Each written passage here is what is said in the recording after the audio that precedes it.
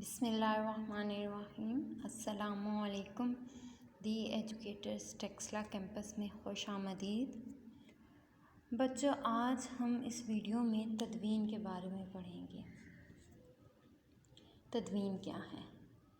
تدوین بعض اوقات ہم اپنی گفتگو اور تحریر میں چند غیر ضروری الفاظ استعمال کرتے ہیں جن کی ہرگز ضرورت نہیں ہوتی، بلکہ اگر انہیں تحریر سے حذف کر دیا جائے تو تحریر موزوں ہو جاتی ہے۔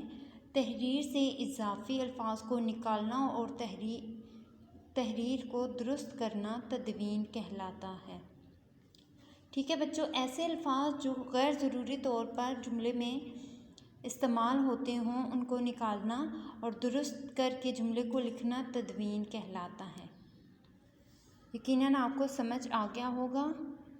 آپ نے یہ تعریف اپنی کاپی پہ لکھنی ہے تدوین کی۔ شکریہ۔